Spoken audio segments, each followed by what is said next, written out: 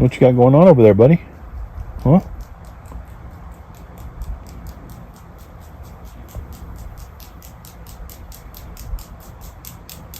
You were definitely not afraid.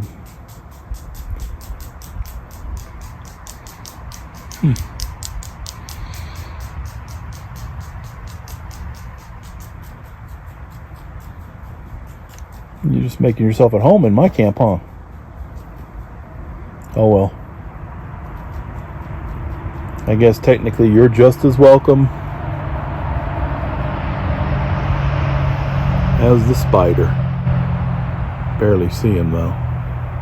There he is. And now you're coming even closer. Holy mackerel, dude. Trying to get my solar panel situation handled, so I got my tools out, and little buddy here's not afraid at all. Huh? What are you doing, buddy? Huh? What are you doing? Where are you going?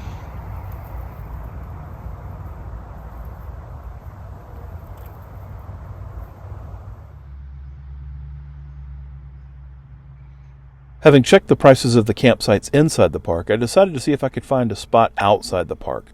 I found a great little spot just north of West Yellowstone, which gave me quick, easy access into the park without having to spend the money for the campsites.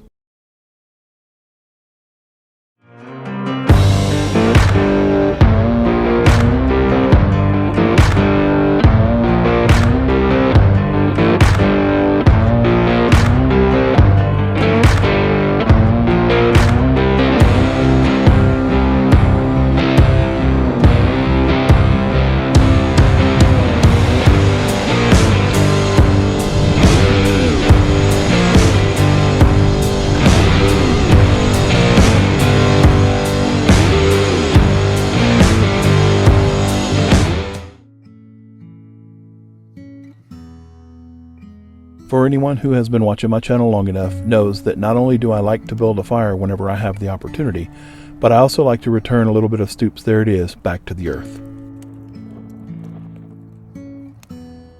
After a good hearty breakfast, I was able to head back into the park. Where to? Well, the most iconic place in Yellowstone.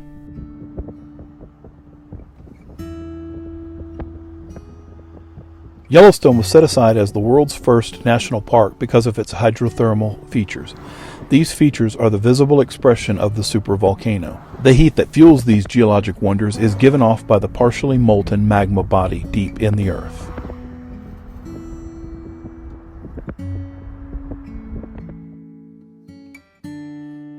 So I got to the site. There was a pretty big viewing area, and they actually had the time written on a piece of paper that the geyser was expected to erupt. And Old Faithful was scheduled for 2:36. So I went ahead and got a few pictures of the area, made sure that I had my camera set up, and got ready for the show.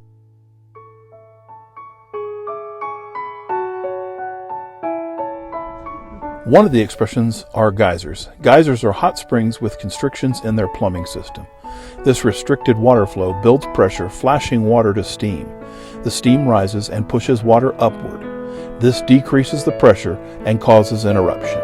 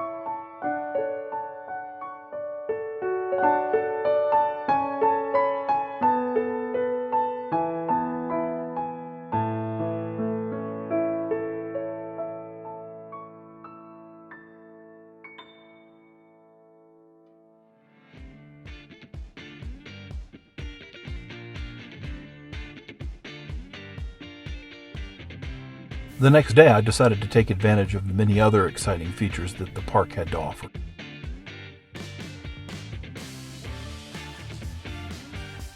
In many cases, people would look at this and they would think, man, this is either a landslide or there has been a fire in the recent past and it took out a lot of trees. But right here, the way this works is the temperature actually rises underneath the ground. I mean, we're sitting on a caldera of a super volcano, and that's where all the hot spots end up filling all the rivers that make what I just did was walked over to that lake and put my hand in it, and it was as warm as Medina or Canyon or any other lake in Texas, just as warm. And the rivers, I haven't tested yet, but I would assume the rivers are the same. And this area right here, this is all devastated by the heat from underground, the moisture of the water that kills the trees.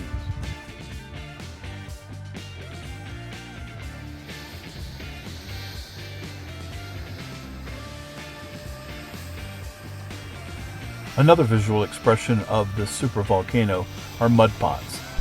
Mud pots are acidic features with a limited water supply. The superheated acidic steam causes the ground above to dissolve into clay.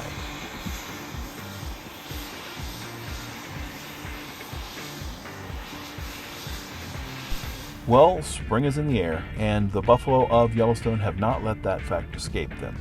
In many cases, you can see mating pairs walking around.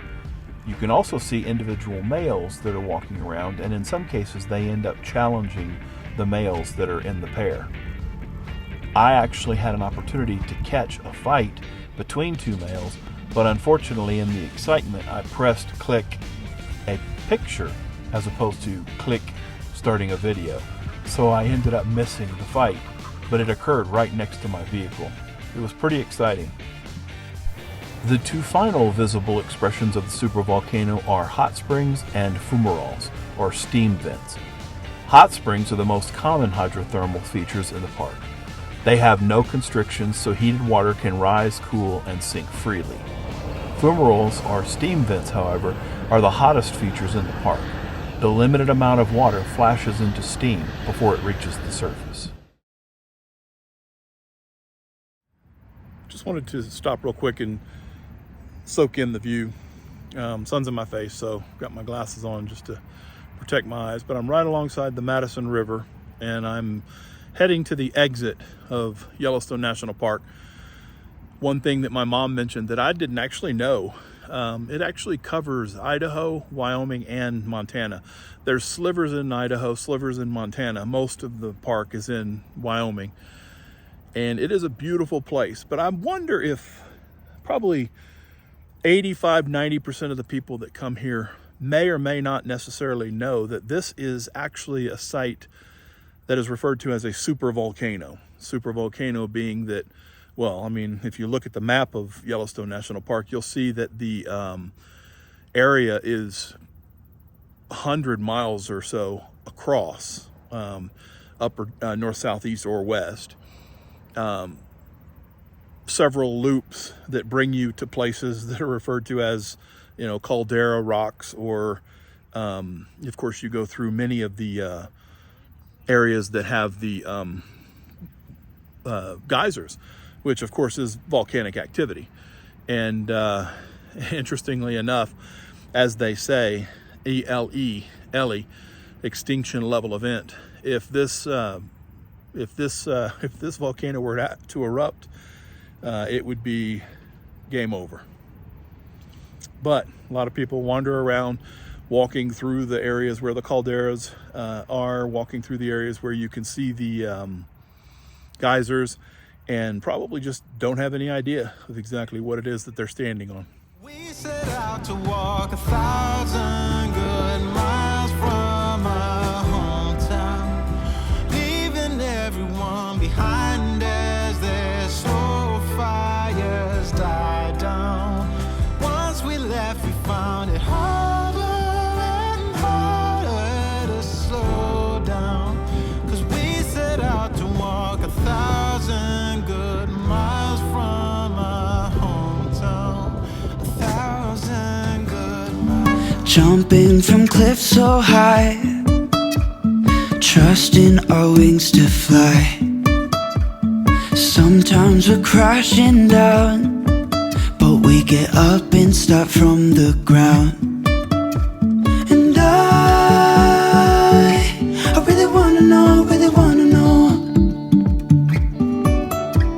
if I'll ever figure out where the road goes. Even if I'm falling down, I will keep on searching for my highs. You can say I lost my mind, I will keep on holding my head high. Even if the sky is falling down, even if the sky is falling down, yeah.